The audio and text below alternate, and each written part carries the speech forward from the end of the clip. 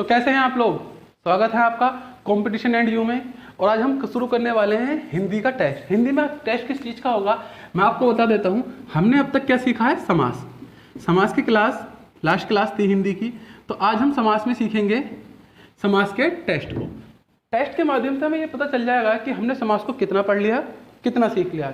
तो बहुत अच्छे से टेस्ट देना और अंत में जरूर बताना कि कितने नंबर आपके बने। मुझसे पहले उत्तर देने की कोशिश करना। एक पेज ले लेना रफ पेपर, उस पर 1 2 3 इस प्रकार से लिख लेना और जो भी आपका ऑप्शन में आंसर आपको लगे वो आंसर आप मुझसे पहले लिखना।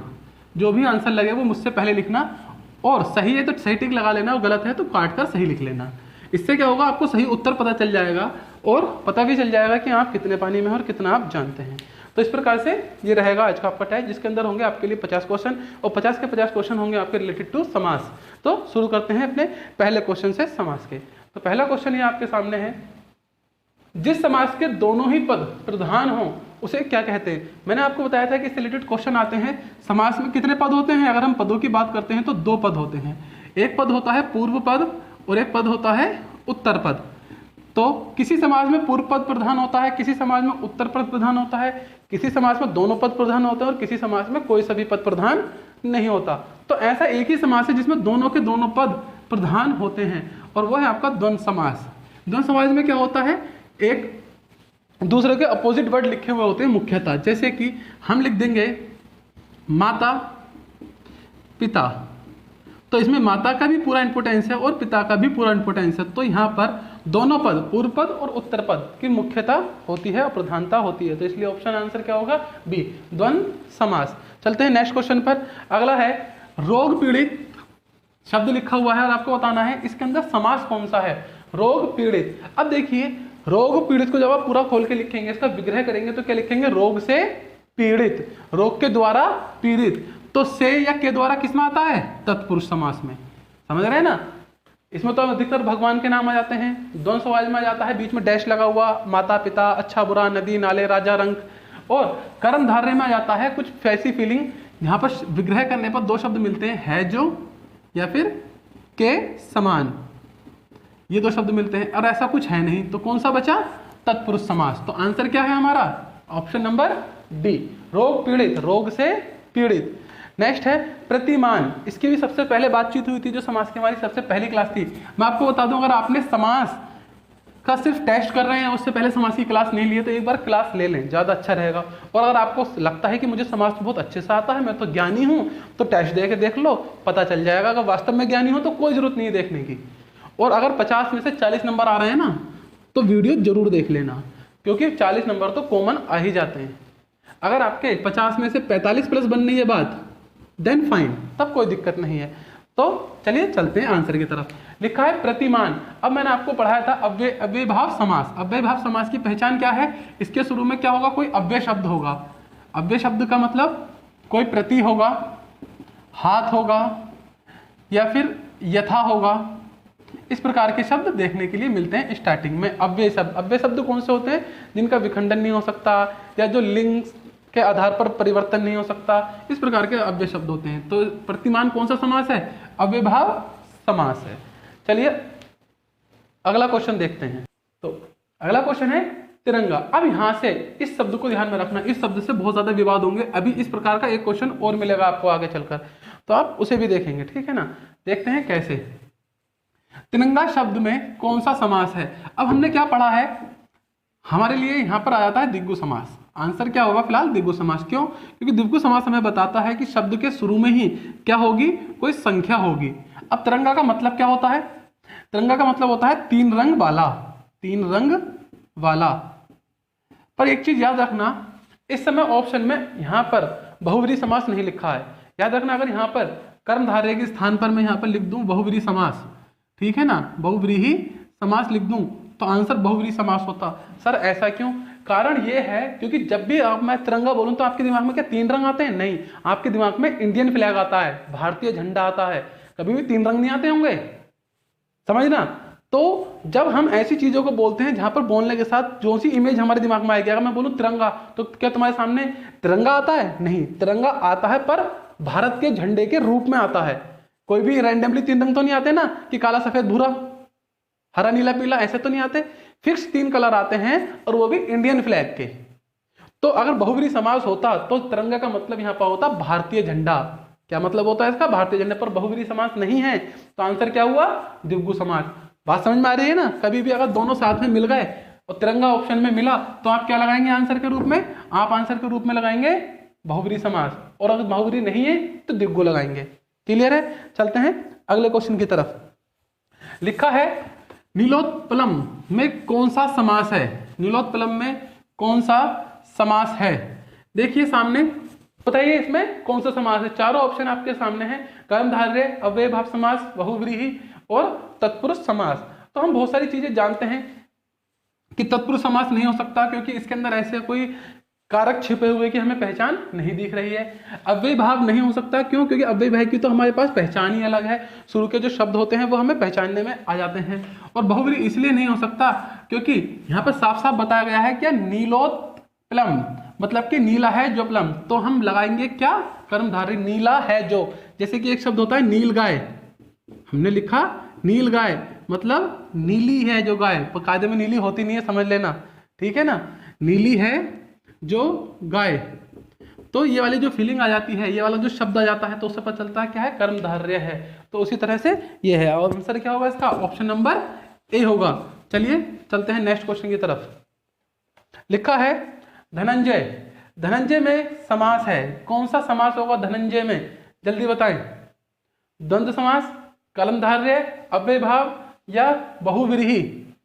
जल्दी, आंसर होगा बहुब्रीहि समास। अब मैंने आपको क्या बताया, जितने भी भगवान से रिलेटेड होंगे 99% या ऐसे रिलेटेड होंगे जहां पर हम भगवान की उपमा को रख सकते हैं, तो वह समास हमेशा कौन सा होगा? बहुब्रीहि समास ही होगा। और धनंजय किसे कहा जाता है? कुबेर को भी कहा जाता है, याद रखना। घनश्याम कहा जाता है श्री कृष्ण को, ठीक है। नेक्स्ट चलते हैं। कतर व्योत में कौन सा समास है? कतर व्योत में, अब देखो बीच में दिख रहा है क्या है? डैश, योजक चिन्ह। और जब योजक चिन्ह आ गया तो हमें बहुत अच्छे से पता है द्वंद्व समास में योजक चिन्ह का प्रयोग होता है। जैसे कि अभी करा था माता पिता, ये लिखा था हमने, तो कौन सी चिन्ह का प्रयोग हो रहा है इसके अंदर? योजक चिन्ह का। तो कौन सा समास हुआ?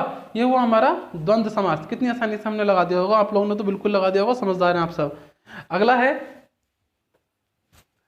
सप्तऋषि। सप्तऋषि मतलब 7 ऋषियों का समूह। अब शुरू में क्या आ गया? 7। 7 का मतलब है कोई अंक आ गया है, संख्या आ गई है, और जब संख्या आ गई है तो क्या लगाएंगे? द्विगु समास। बहुत आसानी से आप समझ रहे होंगे। देखिए मैं ज्यादा देर किसी भी आंसर के लिए रुकूंगा नहीं, क्योंकि पहली बात तो लाइव क्लास नहीं, लाइव क्लास हो तो रुक भी जाओ। दूसरी बात, अगर आपको आंसर आता तो मुझसे पहले दें, वीडियो को रोक के देख लें, है ना। नरभक्षी। अब देखिए यहां पर कई बार बच्चे क्या करेंगे? मीनिंग गलत निकाल लेते हैं। आइए इसका एक बार मैं आपको विग्रह करके दिखाता हूं। इसका एक विग्रह जो होगा, ये भी कर सकते हैं बच्चे, नर है जो भक्षी। कर सकते हैं करने वाले गलत, समझ रहे हो ना? नर है जो भक्षी, फिर सोचेंगे है जो आ गया, अब है जो आ गया तो क्या लगा दें? कर्मधारय। भैया गलत हो जाएगा, क्योंकि ये तो कोई मीनिंग ही नहीं है। नर भक्षी का मतलब है नर का भक्षण करने वाला। क्या मतलब है? नर का भक्षण करने वाला। नर का भक्षण मतलब कि कोई ऐसा जानवर जो नर को खाता हो। तो क्या आया? का।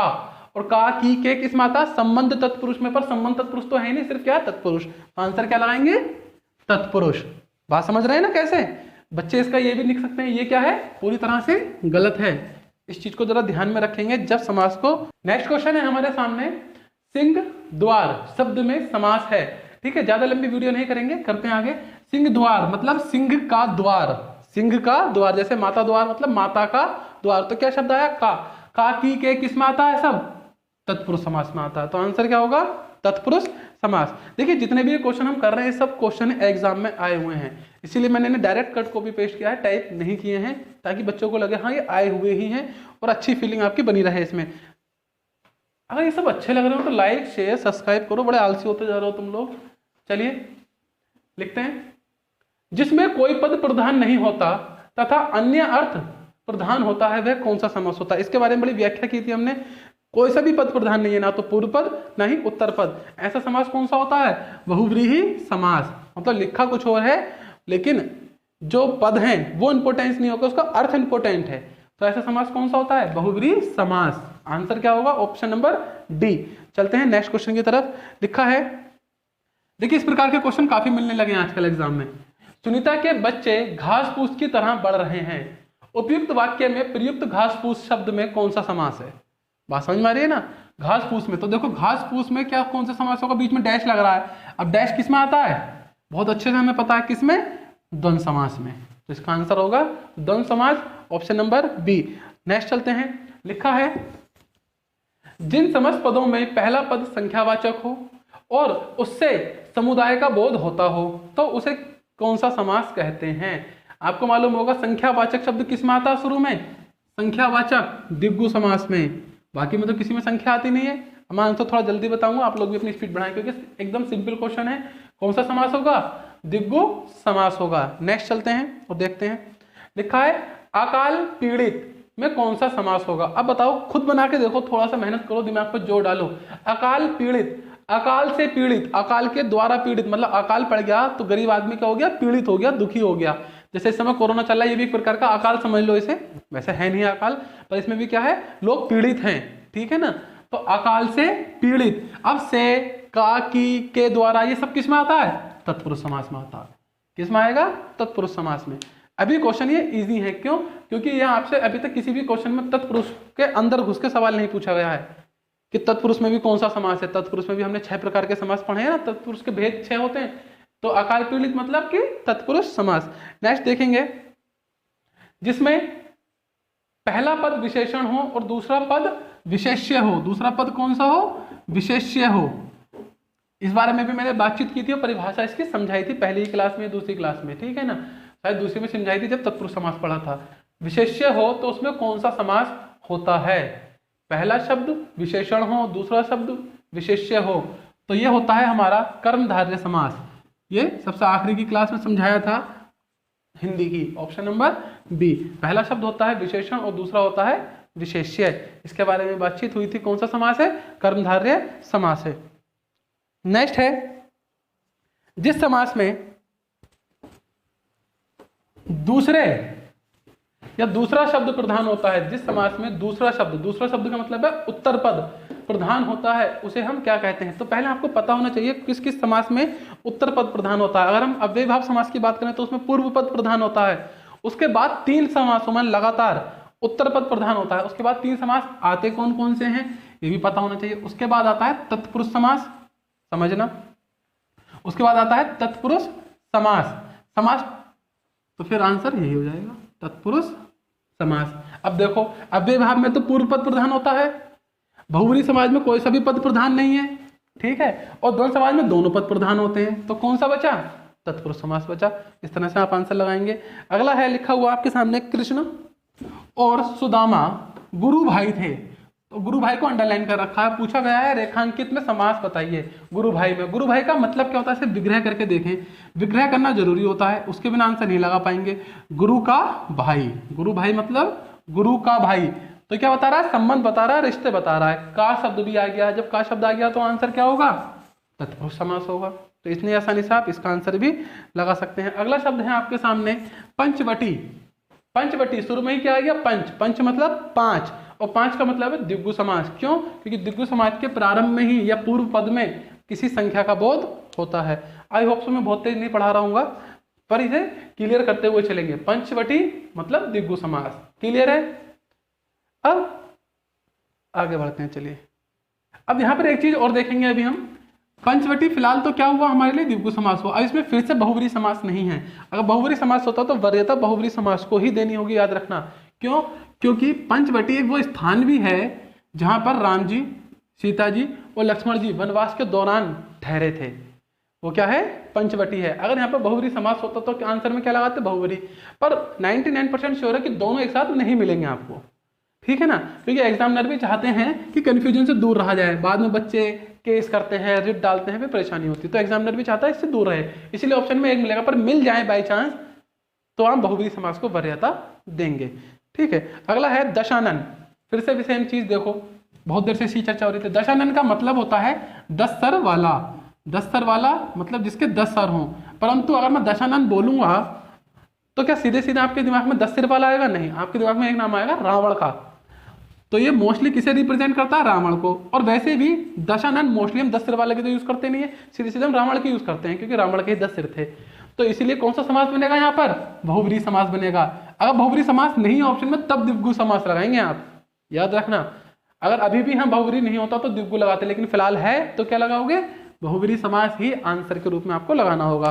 क्वेश्चन नंबर अगला, पुस्तकालय, पुस्तकों का आलय है, पुस्तक का आलय मतलब कि ऐसा स्थान जहां पर पुस्तक रखी रहती हैं, पुस्तक का घर, पुस्तक का आलय। तो काकी के या फिर पुस्तकों के लिए आलय, पुस्तकों के लिए आलय जहां पर पुस्तक रखी रहती है, तो कौन सा समास आता है इसके अंदर, तत्पुरुष समास आता है। पुस्तक के लिए आलय, स्नान घर, स्नान के लिए घर, इस प्रकार से गौशाला, गौ के लिए शाला, सब कौन से आते हैं, तत्पुरुष समास के अंदर ही आता है। नेक्स्ट देखेंगे, लिखा है धनहीन, धन से हीन हो जाना, धन से हीन, धन से हीन, धनहीन, तो क्या आएगा, धन से किस में आता है, तत्पुरुष समास में। अलगाव की स्थिति पैदा हो गई, अलगाव की मतलब अलग हो गया, धन से अलग हो गया कोई, तो तत्पुरुष समास।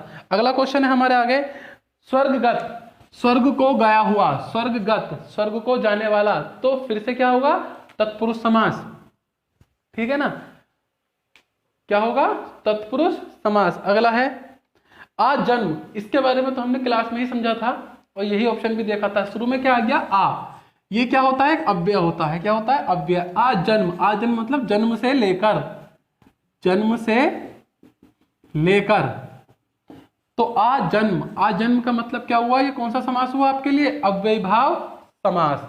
कैसे पता चला, इस आ से, आ हो, प्र हो, प्रति हो, भर हो, हाथ हो, ये सब शुरू में आते हैं, तो उससे हमें पता चल जाता है कि कौन सा समास है, अव्ययीभाव समास है।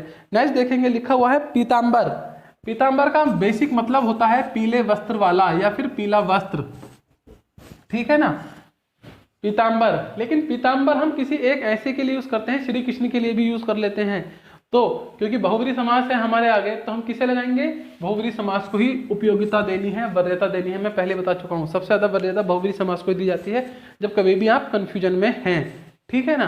तो पीतांबर मतलब बहुब्रीहि समास, क्लियर है। बहुब्रीहि समास नहीं होगा तब आप इसे कर्मधारय समास की तरफ ले जाएंगे, ठीक है ना। पीला है जो वस्त्र, पीला है जो अंबर, इस प्रकार से पीतांबर, क्लियर है ना। नेक्स्ट है प्रतिमान, क्या है, प्रतिमान।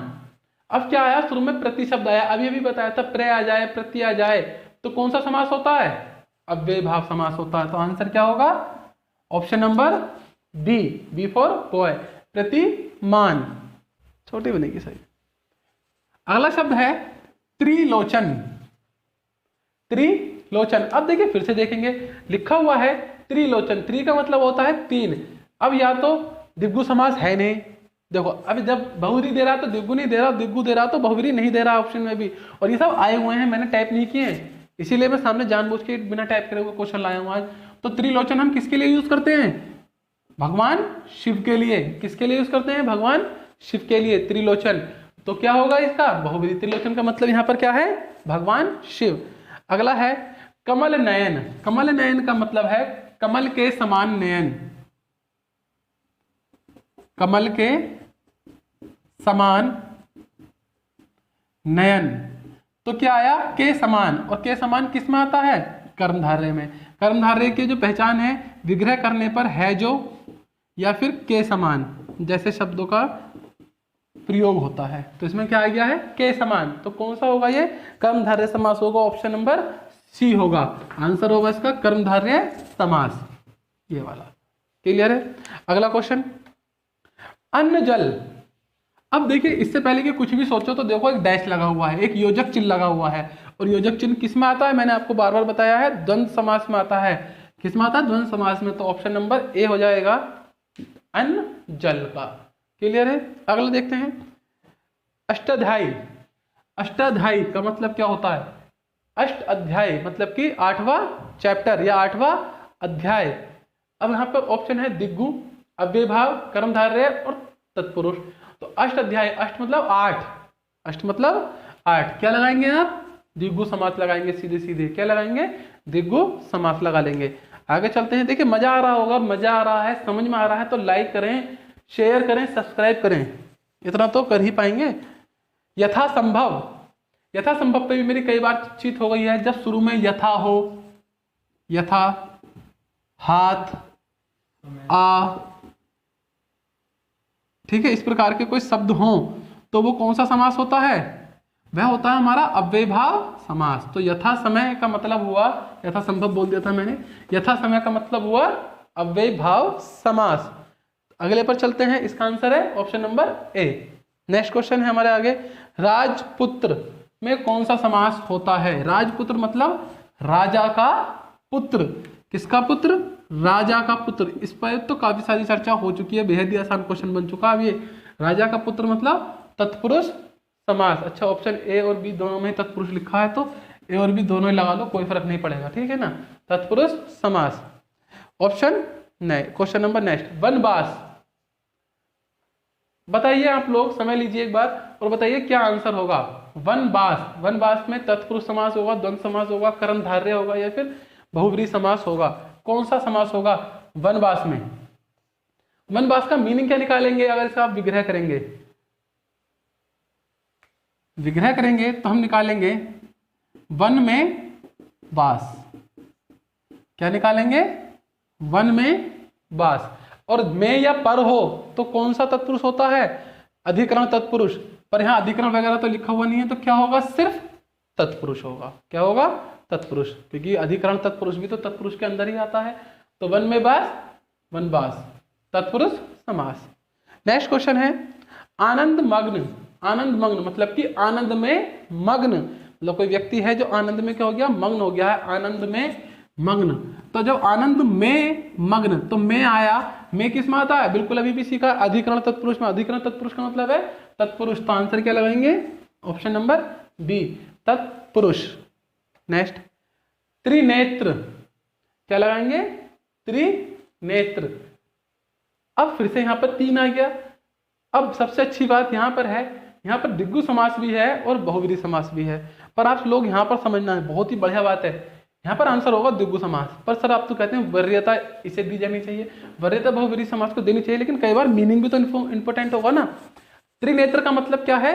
तीसरा नेत्र, ना कि शिव। त्रिलोचन का मतलब होगा शिव। कभी भी शिव को क्या त्रिनेत्र बुलाया है? लेकिन त्रिलोचन हमने कई बार बुलाया शिव को, बहुत सारी किताबों में त्रिलोचन पढ़ा होगा, पर त्रिनेत्र नहीं पढ़ा होगा। त्रिनेत्र पढ़ा होगा तो ऐसे पढ़ा होगा कि शिव जी ने अपना त्रिनेत्र खोल दिया या तीसरा नेत्र खोल दिया। शिव जी को त्रिनेत्र नहीं पढ़ा होगा, शिव जी को त्रिलोचन पढ़ा होगा, तीन आंख रखने वाला, ये पढ़ा होगा आपने, है ना। तो क्या होगा? द्विगु समास होगा। क्यों होगा? मैंने रीजन आपको बता दिया है। क्या है? त्रिनेत्र मतलब द्विगु समास। तो यहाँ पर बहुत सारी चीजें सोचनी होंगी। अगला है हस्तलिखित। हस्तलिखित मतलब है हाथ से लिखित या हाथ के द्वारा लिखित। तो हाथ से लिखित या हाथ के द्वारा लिखित, तो ये दोनों ही किस में आते हैं? हमारे तत्पुरुष समास के अंदर आते हैं। तो आंसर क्या होगा? तत्पुरुष समास। हस्तलिखित में कौन सा होगा? तत्पुरुष समास। अगला है देशभक्ति। देशभक्ति, देश के लिए भक्ति, देश के लिए भक्ति। तो के लिए का मतलब तत्पुरुष समास। देख लो कितना आसान हो गया है। के लिए का मतलब तत्पुरुष समास। तो आंसर क्या लगाएंगे आप इसमें? तत्पुरुष समास को लगाएंगे। चलते हैं अगले में, समझ में आ रहा होगा, बहुत अच्छे से हम कर रहे हैं इस समय प्रैक्टिस। अगला है बहन भाई। मुझे तो बोलने की जरूरत ही नहीं पड़ेगी, कौन सा समास है? द्वंद्व समास। कैसे पता चला? सब्जी डैश लगा है इसके अंदर, बिल्कुल सही, द्वंद्व समास। क्या है इसका आंसर? द्वंद्व समास। बीच में योजक चिन्ह होता है तो मोस्टली क्या होगा? द्वंद्व समास ही होगा। चंद्रशेखर, इसका मतलब क्या है? जिसके चंद्र पर शेखर है, जिसके शिखर पर क्या है? चंद्र है, चंद्रशेखर। बहुव्रीहि समास किसके लिए यूज होता है? भगवान शिव के लिए। चंद्रशेखर, जिसके शिखर पर चंद्र है। चंद्र किसके शिखर पर है? भगवान शिव के। नेक्स्ट देखेंगे, लिखा है अनायास। अनायास। अब मैंने आपको एक चीज और बताई थी, जब मैंने नया समास पढ़ाया था तो बताया था इसमें शुरू में ही क्या जाता है? कोई नेगेटिव बढ़ जाता है। जैसे कि आवश्यक के स्थान पर मैं बोलूं अनावश्यक, तो क्या बोला? अन। शुरू में अन आ गया मतलब नेगेटिव शब्द हो गया। मैंने बोला नायक, नायक के साथ साथ मैंने शुरू में लगा दिया खलनायक, या हाँ खलनायक लगा देंगे, वो भी बन जाएगा। मैंने बोला लायक, तो लायक के बन गया क्या? नालायक। तो देखो ये क्या बन गया? निगेटिव। अब ये जो निगेटिव बन जाते हैं पूर्व पद में कुछ जोड़ने से, वो कौन से समास होते हैं? ना समास होते हैं। तो ये कौन सा समास होगा आपका? न समास होगा। ये भी बहुत आसानी से पहचान लिया जाता है। नेक्स्ट है हमारा समास शब्द का अर्थ क्या है। जो समास शब्द है इसका अर्थ क्या है, सबसे पहली वीडियो में बता दिया था। इसका मतलब होता है संक्षिप्त रूप, किसी चीज को छोटा करके लिखना, संक्षिप्त में लिखना। जैसे कि छोटी क्लास में सवाल आते थे या प्रश्न आते थे, लिखा रहता था कि संक्षिप्त में उत्तर दीजिए, संक्षेप में उत्तर दीजिए, मतलब छोटे रूप में उत्तर दीजिए। तो समास का मतलब होता है किसी चीज को छोटा करके लिखना। जैसे राजा का पुत्र, पूरी लाइन है, इसे हमने क्या लिखा, राजपुत्र, तो राजपुत्र क्या बन गया, संक्षेप में लिख दिया आपने इसे। अगला है आपके सामने, जब दो शब्द समास बनाकर तीसरे शब्द का विशेषण बन जाए तो ऐसे को क्या कहेंगे, ये भी मैंने आपको बताया है। जब दो शब्द समास बनाकर तीसरे शब्द का विशेषण बन जाते हैं तो क्या कहते हैं, बहुब्रीहि समास। मतलब कि दो पद मिलकर किसी तीसरे पद की तरफ इंगित करते हैं तो वो कौन सा होता है, बहुब्रीहि समास। इसमें कोई सा भी पद इंपॉर्टेंट नहीं होता, कोई सा भी पद प्रधान नहीं होता, तीसरा ही पद या तीसरा ही अर्थ प्रधान होता है। नेक्स्ट है पंचवटी, इस पर चर्चा हो चुकी है। तो पंचवटी में कौन सा समास आएगा, द्विगु समास ही आएगा, इस पर बातचीत हो चुकी है। बहुब्रीहि होता तो बहुब्रीहि समास आता इसके अंदर। नेक्स्ट है पीतांबर। पीतांबर, पीत है अंबर जिसका, वह अर्थात विष्णु। लोगों ने साफ साफ बता दिया इन्होंने आपको, अर्थात विष्णु। अब भाई अर्थात विष्णु की बात कर रहे हैं तो क्या आएगा, बहुब्रीहि समास, बहुब्रीहि समास को ही दी जाती है। नेक्स्ट है नीलगाय, इस बारे में भी बातचीत हो चुकी है। नीलगाय कौन सा समास होगा, कर्मधारय समास। और नीलगाय शब्द अभी भी आपको समझाया गया था, नीली है जो गाय। नेक्स्ट है यथाशीर्घ, इसके बारे में भी बहुत सारी बातचीत हो चुकी है। अगर यथा शब्द शुरू में आ गया तो कौन सा समास होगा, अव्ययी भाव समास होगा। यथा संभव, यथा शीघ्र, यथा समय, ये सब कौन से समास हैं, अव्ययी भाव समास के एग्जाम्पल है हमारे लिए। अगला है उपकूल। तो देखते हैं उपकूल में कौन सा समास है। देखिए द्वंद्व समास नहीं हो सकता क्योंकि बीच में डैश नहीं है। द्विगु समास नहीं हो सकता क्योंकि क्रू में कोई संख्या नहीं है। तत्पुरुष समास इसलिए नहीं हो सकता क्योंकि इसके अंदर कोई भी ऐसी चीज नहीं आएगी जो कि किसी कारक से जुड़ती हो, मतलब जैसे कारक से जोड़कर बनाया होगा। पर शुरू में क्या लिखा, उप, इस शब्द से पता चल जाता है क्या ये अव्ययी भाव समास है, क्योंकि उप क्या है, एक अव्यय शब्द है। अव्यय के चैप्टर में हम इसे और भी अच्छे जानेंगे कि अव्यय शब्द होते क्या हैं। तो फिलहाल आंसर क्या है, ऑप्शन नंबर। नेक्स्ट क्वेश्चन है, निम्नलिखित युग्मों में एक समास की दृष्टि अशुद्ध है, मतलब इनमें से कोई एक समास क्या है, अशुद्ध है, गलत है। अब देखेंगे रसोई घर, रसोई के लिए घर, तत्पुरुष समास बिल्कुल सही है। भर पेट, शुरू में भर आ गया, अव्ययी भाव समास बिल्कुल सही है। दाल रोटी, तो इसे क्या लिखा जाता है, दाल डैश रोटी, मतलब द्वंद्व समास, ये भी सही है। बचा कौन सा, अव्ययी भाव, मतलब कि चाल चलन, चाल चलन, ये अव्ययी भाव समास नहीं है। चलते हैं नेक्स्ट पर, नील कमल। नील कमल कौन सा समास होगा, नीला है जो कमल, नील के समान कमल, अर्थात कर्मधारय समास। तो बहुत आसान बनता जा रहा है धीरे धीरे चैप्टर, आप देखेंगे, ठीक है ना। क्या आंसर है, कर्मधारय समास। तो ये थे आपके कुछ क्वेश्चन जो आपने अभी सामने देखे, सीखे और आपने उत्तर दिए होंगे। कमेंट बॉक्स में आंसर जरूर लिखना कि टोटल कितने सही हुए आपके, ठीक है। मिलते हैं नेक्स्ट वीडियो में, तब तक के लिए बाय बाय। वीडियो को शेयर कर दो, लाइक कर दो, जो कुछ भी यूट्यूब वाले करवाते हैं वो सब काम कर देना इसके साथ, ठीक है ना। करो, देखो नीचे लाल बटन है, सब्सक्राइब लिखा हुआ है, लाल हुआ पड़ा तो उसे काला कर दो दबाकर, छोटा सा काम करना होता है। मिलते हैं अगली वीडियो में।